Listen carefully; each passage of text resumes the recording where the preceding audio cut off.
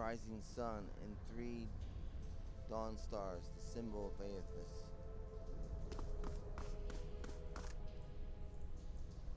Burton. A man lies resting against the wall, lit by the dim illumination of the fading sconces. He has a gaunt fox-like aspect, and his face is pale and damp with sweat. One arm is held loosely against his side, sleeves soaked with blood. He gives you an anxious glance as you near, his features twisted with pain. Have a care. You mean to go in? Casts a quick look towards the doorway to his left. This place is not so empty as I thought. This temple isn't what it used to be. Probably for the best. Times being as they are.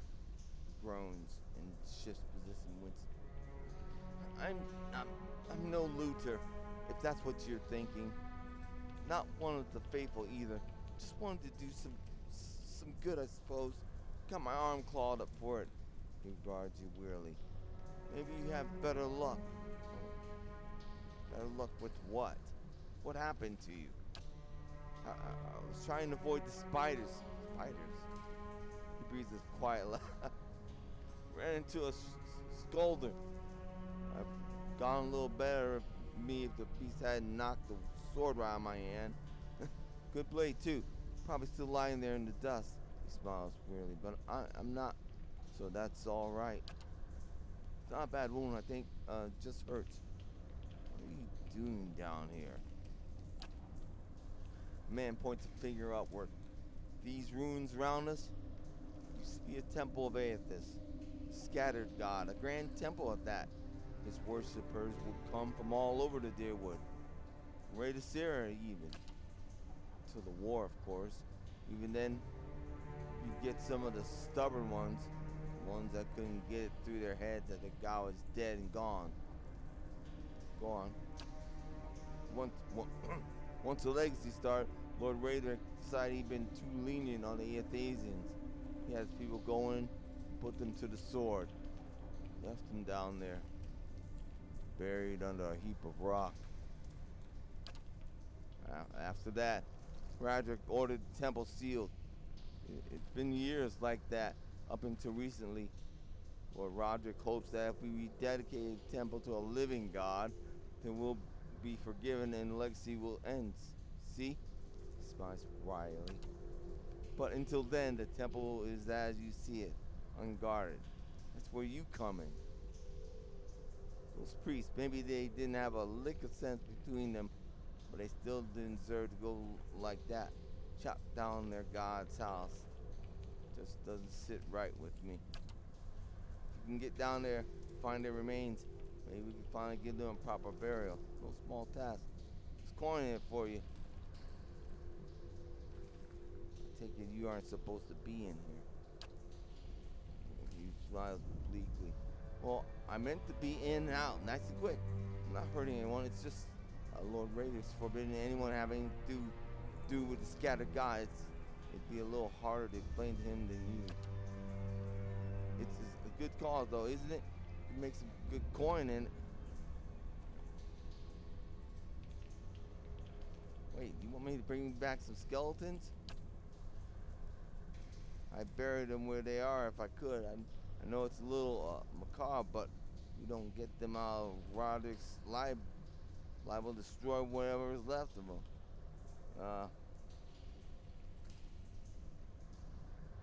Maybe later. Fair enough, I just thought since you're down here anyway I could use the help. Be willing to make it worth your while if you change your mind. Getting out here, I didn't know this was a temple of Aethys.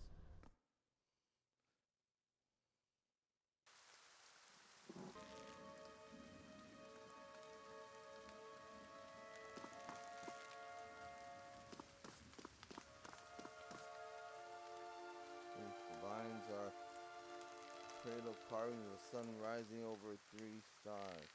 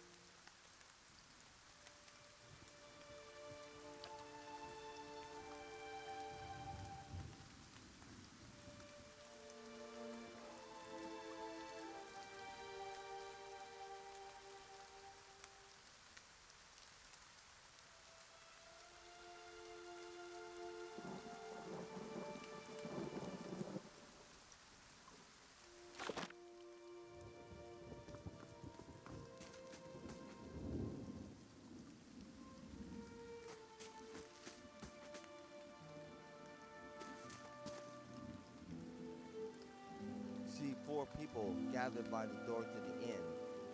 Their raised voices and chopping gestures suggest an argument reaching its climax. First figure raises his hand for calm.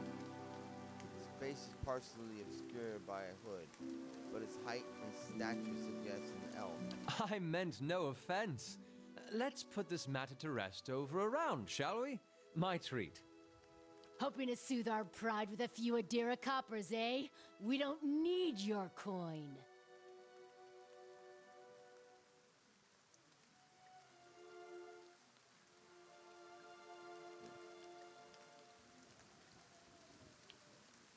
What's going on? Angry Townsend. One of the other men points at the hooded elf.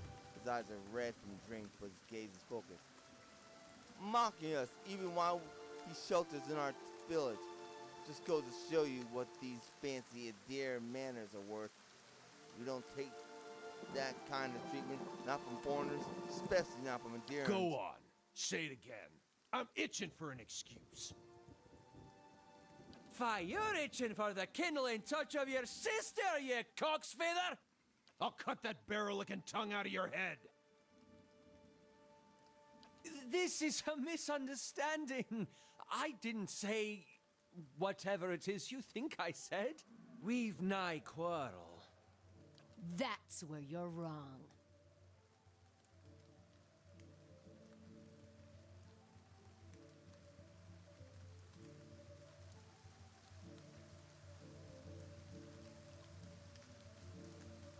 This is unnecessary. Wouldn't you rather be inside drinking than out here arguing? We don't want your charity either, foreigner. Sounds suspiciously like you're defending him.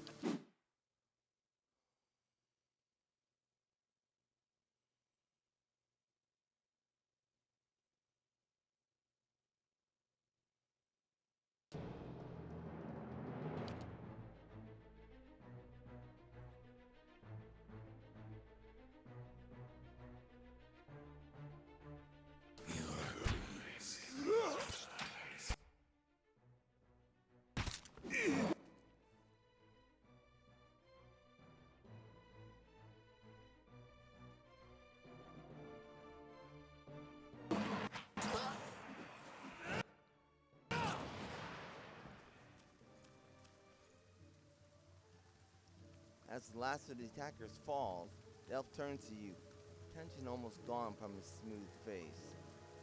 Not quite how I hoped to get to know the neighbors. Thank you for your timely assistance with that awkward situation. Glad I could help. Courtesy is a rare pleasure in these parts, though your accent suggests that you are no more local than I. He straightens his hood, and you note the remains of a fraying embroidery on his glove. His boots are caked with the dirt of many months' travel, but the leatherwork beneath it is sturdy and fine. Well, I suppose introductions are in order after that little fiasco. Aloth Corvisor, at your service. Tell me about yourself. Well, I'm a wizard by training, and an adventurer by necessity. I was born in the Seathwood, part of the mainland of the Adir Empire, and both of my parents served the nobility, which afforded me an education for which I am grateful.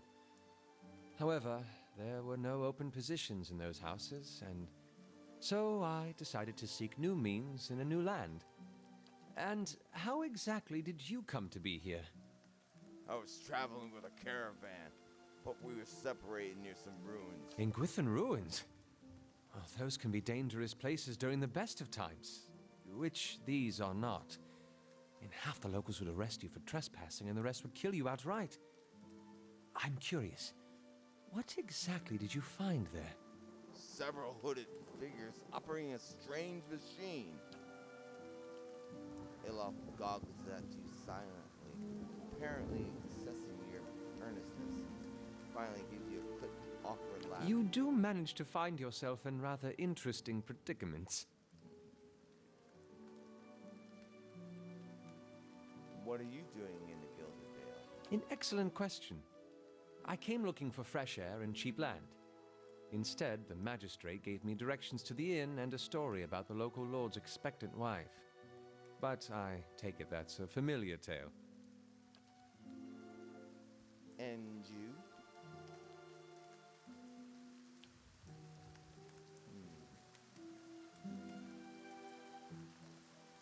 Like you said, I'm also a settler. Indeed. In that case, welcome to Gilded Vale, a true refuge from civilization. Just how did you manage to cross those 3 drunks? I'm afraid that was a matter of misunderstandings and mistranslations. It doesn't help that people in these parts remember their war with Eder like it was yesterday.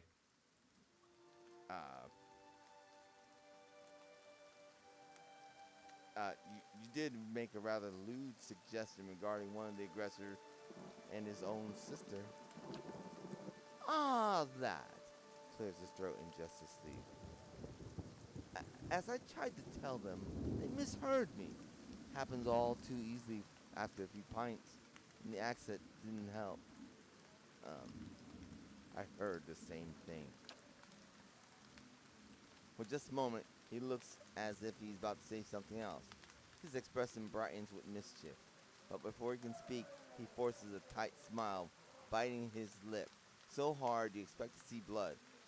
Finally, his face relaxes, and he shakes his head. I should speak more clearly next time. My apologies. You don't exactly look like a settler. Begging your pardon, but neither do you. Yet, circumstances can find a person in the strangest of places. I should get going. As should I, given recent events. It's just as well. I've had enough of the watered wine and lumpy beds at the inn. They say even the owner tired of the place. Just up and left one day. It explains quite a lot about the upkeep. Perhaps I could join you. I could use a change of scenery, and I find it's better to travel in numbers. So do I. Let's go then. Excellent. I shall follow you.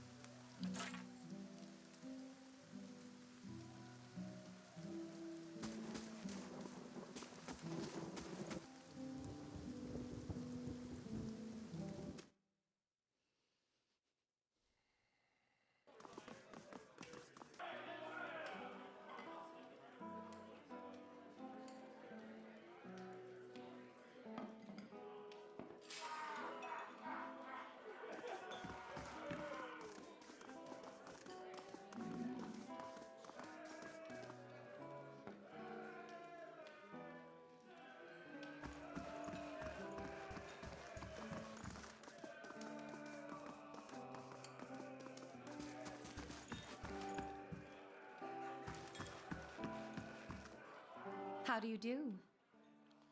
Oh, greetings and welcome to the Black Hound Inn. The innkeeper bows her head curtly. Please, sir, sit where you like.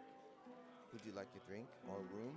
We have 2 available at the moment. I'm afraid we can't offer much by way of good meal today, unless you're fond of cold porridge.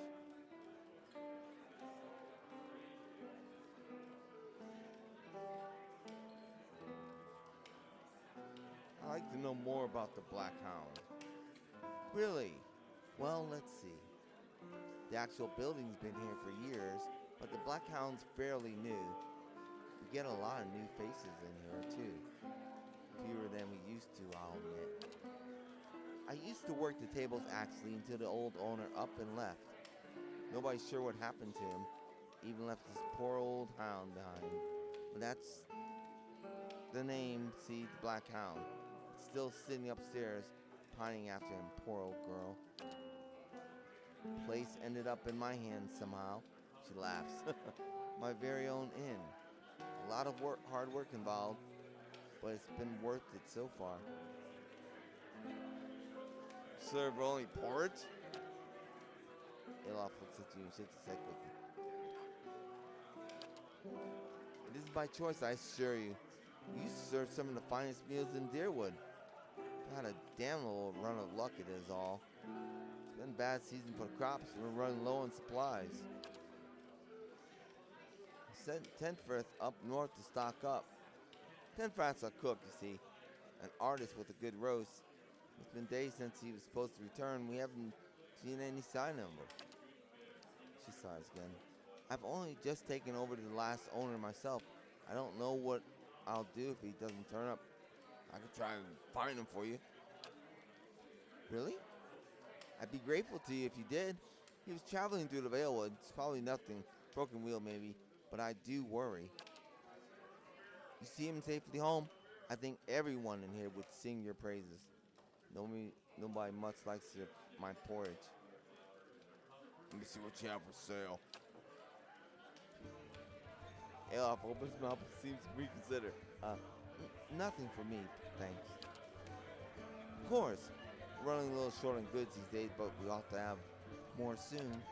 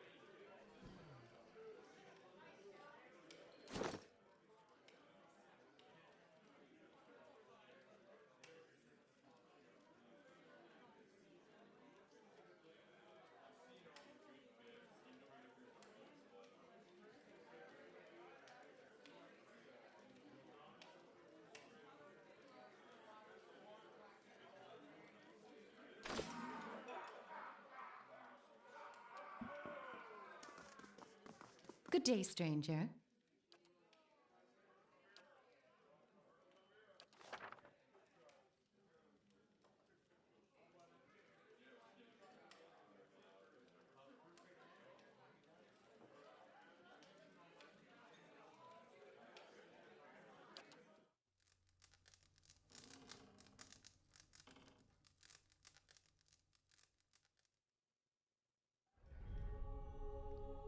Your sleep is restless and fevered, assaulted by hisses and whispers, blanketed with a suffocating anxiety.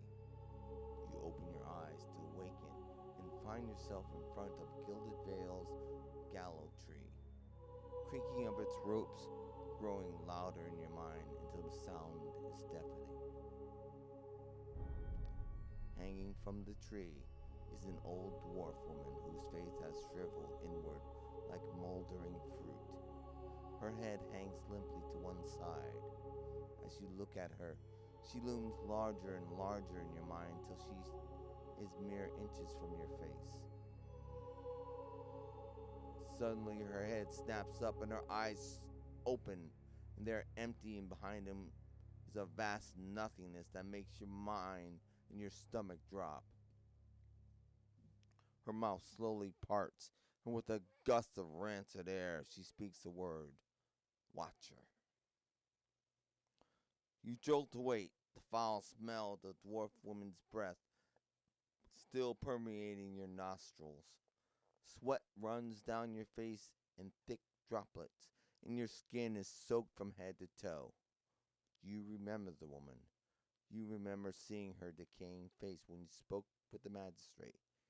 He called her an animancer. Though it fills you with a new queasy apprehension, you feel a strange compulsion to see this woman once more, if only to confirm she is truly dead.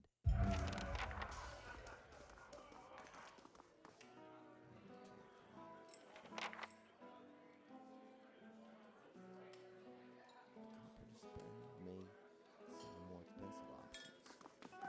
Bonus, they provide last for a long time, but the entire time.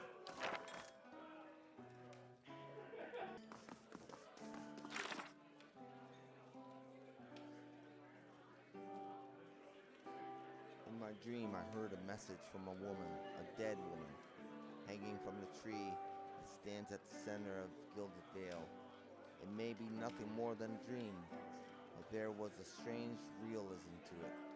I need to return there and see for myself whether there was anything to it. My condition has not lifted, and I am not sleeping well.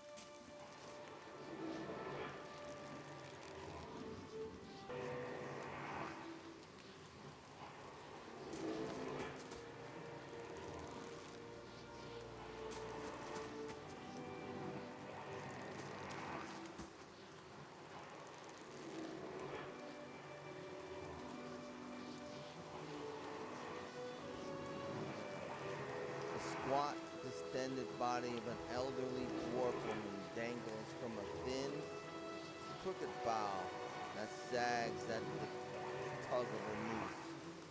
The bloated purple flesh of her neck, worn away in patches like moth-eaten linen, bulges over the nook that suspends her, and her lifeless head lolls forward rigidly from one side to the other when the breeze shifts.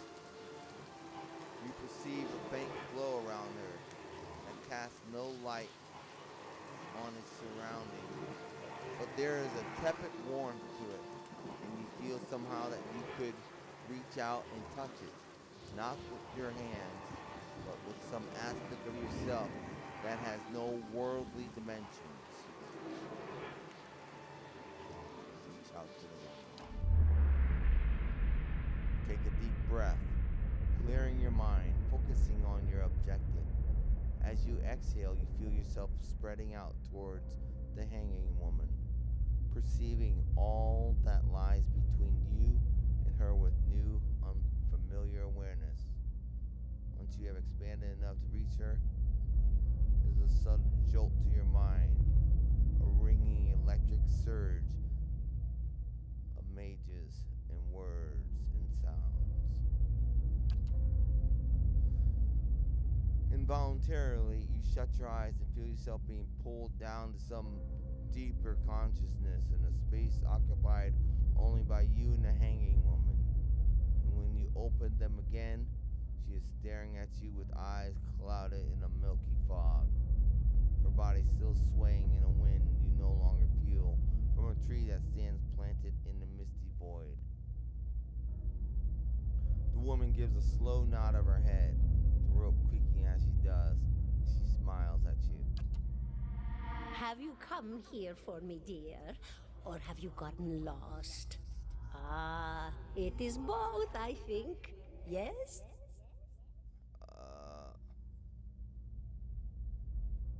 Am I imagining this?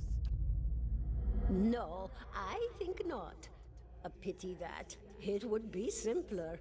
A mercy, even. To not have to wander anymore, no? Alas, we are here, you and I. Wherever here may be. How are you able to speak to me? Is that what we're doing? Perhaps it just seems that way. Perhaps it is the easiest way for your mind to make sense of it. I think it is a very good choice. I think I survived the bivouac. Do you know why that would be? Did you now, dear? My, that would be something, wouldn't it? Could be luck, could certainly be. A storm can be a careless thing. Or maybe it got its hands around your soul but couldn't pick it up. A soul can be heavy if it stayed in one piece through its time. Strong souls, we call them in the trade. Cold, I mean. Called them. Those days are all behind me, no? I need to understand something that happened to me. She nods, a look of pity on her face, as though consoling a child. The world looks a little different than it used to, is that it? Feels like you're noticing things for the first time that have always been there. She nods. You have seen past the shroud. It only takes an instant. Your soul remembers, yes? Remembers how it sees when it leaves the body, like being reminded of a dream you had forgotten. You are a watcher now, and a watcher you will stay. What's a watcher? What indeed? Long hours have many animancers spent studying such things. Not I, though. Not I. I'll tell you what I know, though, since fair is fair, and here we are visiting, you and I, and it reminds me of better times.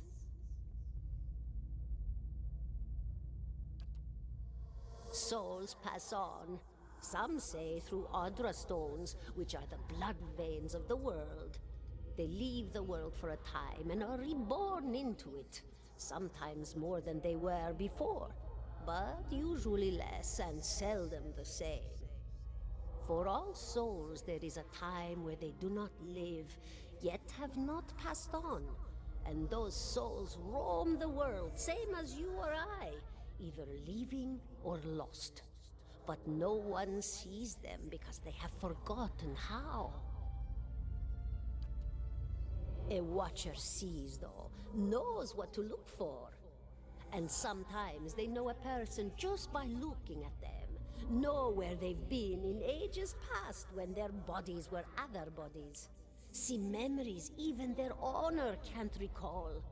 A wonder to behold when all goes well. A wonder!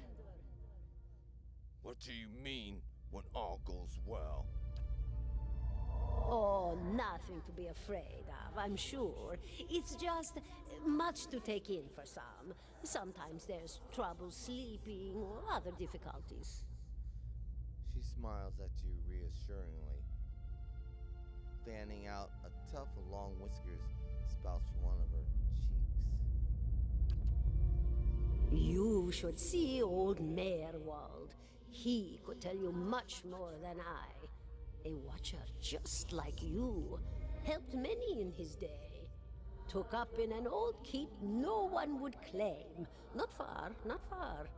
Kadnua, beyond the Black Meadow. He will welcome the company. You said souls break apart over time? Oh, yes. Entropy. Rimagan's work. We know little of why or how. We lose pieces of ourselves when we die and pick up pieces of others when we are born again, but less than what we lost. We tried to stop it with the animantic sciences, but with little success. No. A very small few resist Rimergan's influence and stay together through some force of defiance, at least for a time. But they all succumb eventually, I think. I want to know something about you. Me? I'll bore you to tears, though. Who are you? And here I thought you'd come to visit me in particular. Caldara de Baranzi, of the Valian Royal Academy of Animantic Sciences. Not the greatest of their number, but I came here all the same because this was where help was needed. What happened to you? She laughs, a rasping, choking cackle escaping between towns and buttery yellow teeth, causing her body to bob up and down with each spasm. Seeing your blank expression, she catches herself. Oh, come now. Such a question. As though the answer were plain as a rope tied for strangling. Allow an old dwarf her last bit of cheer.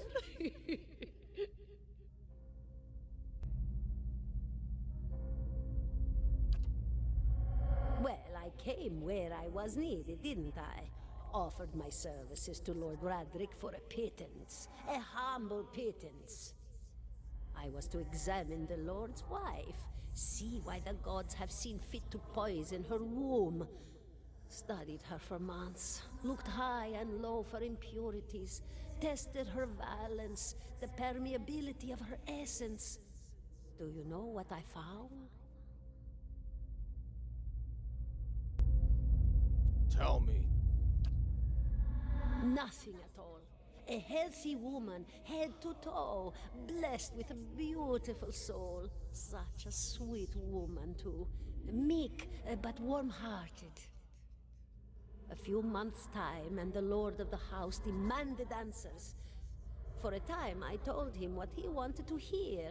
Oh, yes, my lord. She is riddled with imbalances. I must have time to cure her. As the birth drew near, he grew impatient, as lords do. And this is where I've ended up. What's an animancer? A student of the soul. Something so basic, yet so poorly understood. But so many breakthroughs have been made in my lifetime. Had been made. Had been. To hear the locals tell it, we're a gang of soul manglers that preys upon the weak-minded. And the worst of us are. But the best of us, the best? Inspirations, miracle workers. My parents were soul twins, miserable before they met, empty inside. It was an animancer who helped one find the other, turned their lives around. You wouldn't believe the stories. Amnesiacs helped to remember their lives. The suicidal brought back from the brink of oblivion. The elderly afforded extra moments to say their goodbyes. How soon we forget when we're afraid. It's a fascinating science. A fascinating time to be alive in a place like Deerwood that does not control the research, no? I love the Valian republics for many things, but their recent caution will leave them behind, I fear. I had other questions. Of course, dear. I guess I do not. Farewell. Goodbye, my dear. It was lovely visiting. Kadar closes her eyes, her head slumps forward over the news. Your surroundings seem to bleed into your vision on some unknown place of waiting. Aloth looks at you through narrowed eyes. Are you alright? You seem lost just now.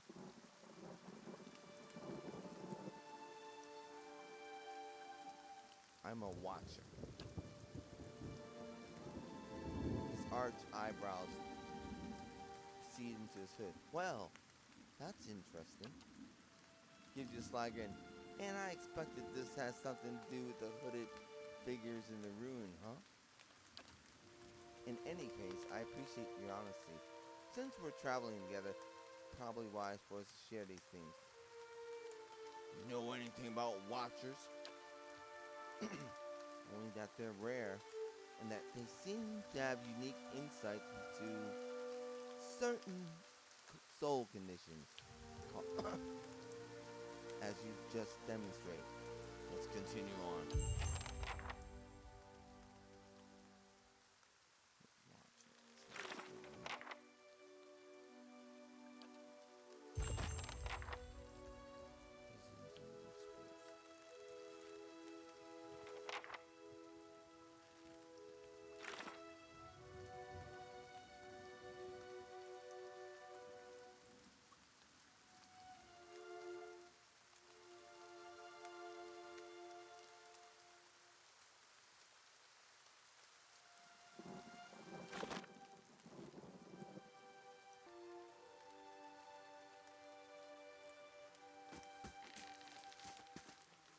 $17 and a half. Excuse me? Smell of pipe smoke, at once earthy and sweet, finds its way into your nostrils. Your eyes trace the smoke to its origin, where you find a broad man with straw-colored hair, leaning against a many noisy rock wall. His pipe held to his lips with one meaty hand. He looks you directly in the eye, but his look is not aggressive. Guards you with a peculiar smirk. 17 and a half. Well, could be 18, depending on how you count the dwarf woman. I'm sorry? The dwarf woman. You were trying to figure out whether to count her as a full person. I think you oughta. What are you talking about? The people hanging from the tree. 18 of them. Well, last I counted, anyway. Aloth frowns. Is that what you people do for fun around you?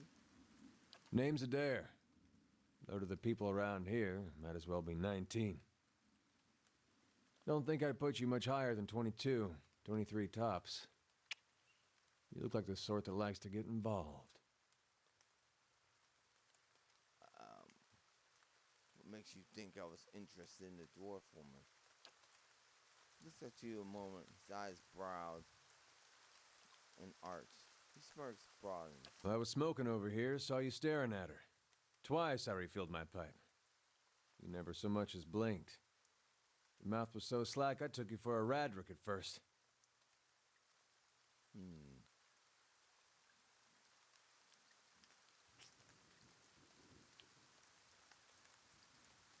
Been out of sorts lately. Of course, we all got our bad days when we stand perfectly still, stare at corpses for a while without blinking. You know what a watcher is? Careful, friend. Best not use that word round here. Could be any number of Radric bootlickers within earshot. Ciphers, animancers, watchers. Same thing in the eyes of folks around here, Radric especially. They come through these parts all the time with their cures, preying on the desperate. None of them are who they claim to be. Of course, seeing you with that funny look, I'd be halfway inclined to believe you were having some kind of communion with that dwarf. Either case, maybe I'm not 19 after all. No offense. Well, you think you're going to be hanged? The town's had it in for me for a long time now. Only fellow who ever stuck up for me, well, he's number 18 up there. My headman on the farm. Used to be my captain during the war. The war? Saints' War. Only one in my lifetime. Fella decides he's a living incarnation Aethys. Overthrows Rhea Sarah. Marches on Deerwood. So we gave him a Deerwoodian hello. What's a Deerwoodian hello? We blew him up. What? He smiles at this. It was a smile of one recounting a joke for effect rather than enjoyment. Who's Aethys? God of rebirth and redemption. Formerly, anyhow. Maybe they call him something different where you're from. That's some other questions. I got time. How was your headman hanged? Got involved. Roderick sent men down here the other day. Said they had it on good authority someone in town was working with cause, plotting Radric's overthrow. Said if he didn't come forward right then and there, they'd hang me every last one of us. No one was coming forward, so Swithin, that's my head man, he steps up and says it's him. They took him at his word. Sighs and shakes his head, his eyes fixed on the tree. Bound to happen sooner or later. Not for plotting against Roderick, then for protecting me. What does the town have against you? Pick the wrong god. That's what it comes down to. Used to be a lot of Aethys worshippers in Gilded Vale. That mess of rocks over there, that was a temple to him, to give you some idea. Then one day, somebody named Widewind shows up on Deerwood's doorstep. Says he's the living flesh of Aethys. Got an army with him. Suddenly, Aethys isn't so popular in these parts. My brother Woden and me, neither of us believed it. No way was that Aethys. He enlisted, then I did too. But, he didn't make it back. After the war, people took to punishing Aethys worshippers, accusing them of treason. Got real ugly, especially after the legacy started. Folks needed someone to blame.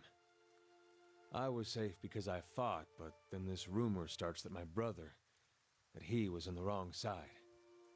And I wasn't so safe anymore. Until my headman stepped in and said they'd have to hang him to get to me. Seems that's no longer a concern. Of course, the townies don't do the hanging these days, but when Radric's men come, they got no problem doing the pointing.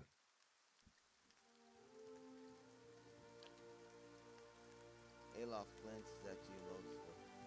You can see why I was so eager to leave. Who's caused?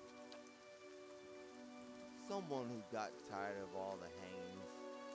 He's on the run now. Probably will be till they catch him. you're next to be hanged, what are you still doing here?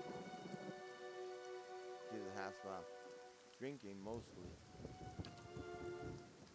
Well, in fact, I'm on my way out. Just haven't figured out where I'm going yet. Not a whole lot of places out there that don't think Wadwin's legacy started with Wadwin. Okay. We can travel together. Where you headed? Some place called Cadnua. There's an old watcher there who might be able to help me. Seem to remember hearing something about that years ago. He tamed that place. People would seek him out for all kinds of things. Troubles of the soul, questions for the departed. Of course, that was back when you didn't have to say watcher with a hush on your breath. A man such as that, there'd be things I'd want to ask him. Don't know why I never thought of it before. Not sure how I feel about setting out with a stranger, and a strange one at that. But truth be told, you might be the only one in town who wouldn't feel some relief seeing me swing from that tree. That's a fine reason if I ever heard one. All right, then. Guess I'll do some sightseeing. Long as you're not the one picking the sights. He tilts his head forward, gives you a pointed look. Let's get going. Fragments of scattered paths. Bring Eder. Eder has agreed to travel with me. Seems to have some questions he thought a watcher might be able to answer. Eder to speak with Mal.